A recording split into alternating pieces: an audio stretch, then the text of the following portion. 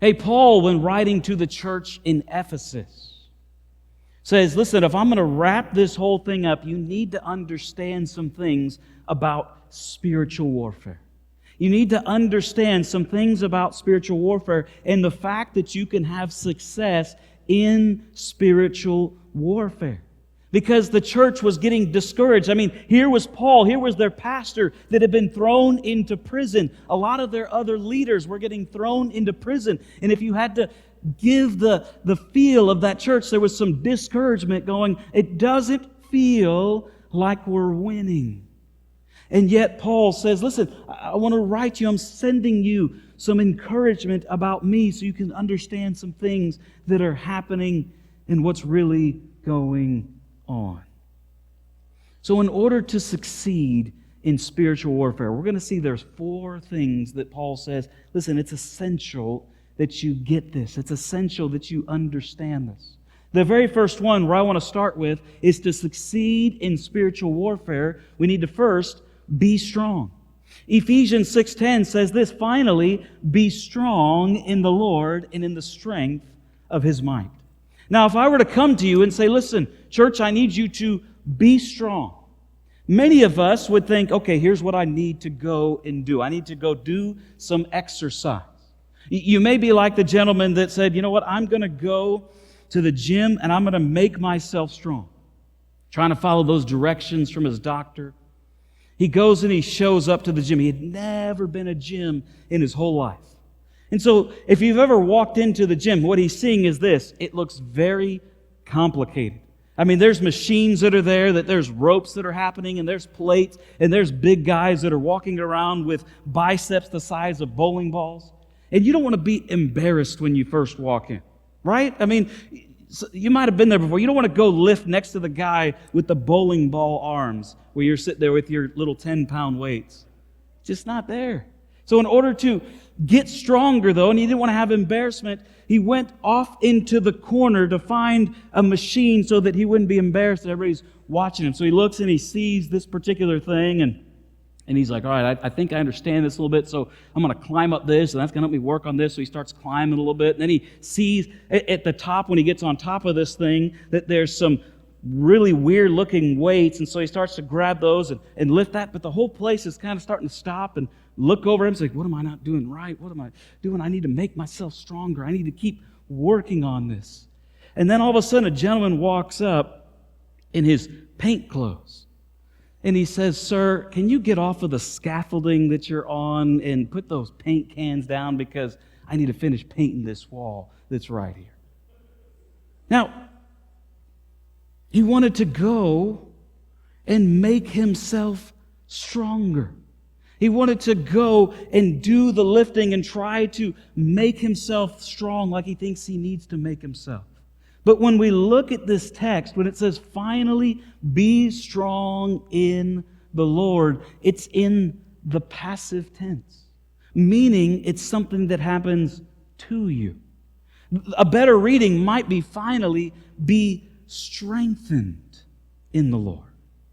Be strengthened in the Lord. And so, it's not about us trying to make ourselves stronger. It's rather letting God strengthen us, letting Him empower us. It's a fantastic word there, dunamis. It's where we get our word dynamite. It's this incredible power that is available to the Christian that says, finally, be strong in the Lord and the strength of His might. Listen to this power for just a moment with me. Ephesians 1:18-20 says this, I pray that you may know His incomparably great power for us who believe. That power is the same as the mighty strength He exerted when He raised Christ from the dead and seated Him at His right hand in the heavenly realm. So think about that for just a moment. You and I have access to the exact same power that God used not only to raise Christ from the dead, but then also for Him to ascend into heaven and be seated at the right hand of God. It's amazing. But how do we get this power? I mean, how do we get strength? If we can't go to the gym and go get this strength, how is it that this strength come about? If you're telling me, Pastor, listen, you want me to be strong, but you're telling me that I can't go get strong, how is it that it happens? Notice where he continues on. Finally, be strong in the Lord. He could have said, be strong or be strengthened by the Lord. He doesn't say that. He could have said, of the Lord. He didn't use those words. He says, in the Lord.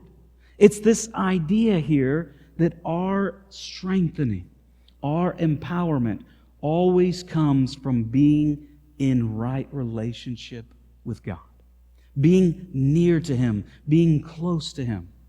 John says the same thing, that as we abide in Him. And so it's about being in Jesus. Ephesians 3:16 would say the same thing. I pray that out of His glorious riches He may strengthen you with power through His Spirit in your inner being. So then how do we get this? We stay near to God and we get strengthened, but what's the problem with what we do most of the time in our spiritual warfare? We as human beings like to be in control. We like to be in control. We like to try to do things on our own and in our own strength. So if I can put it this way, true Christian strength comes from recognizing our utter dependence upon God. It's about us surrendering and saying, God, I can't fight this battle. I can't have the strength that I need. I can't muster that up on my own. I need You. And so go ahead and write this down in your sermon listening guide. We always lose when we fight in our own strength. We always lose when we fight in our own strength. Let's be honest. There's a lot of times in our life when we do that, where we try to be strong in the wrong ways. We try to fight in our own strength, and it doesn't work for us at all. We don't get success that way. We will always lose when we try to fight in our own strength.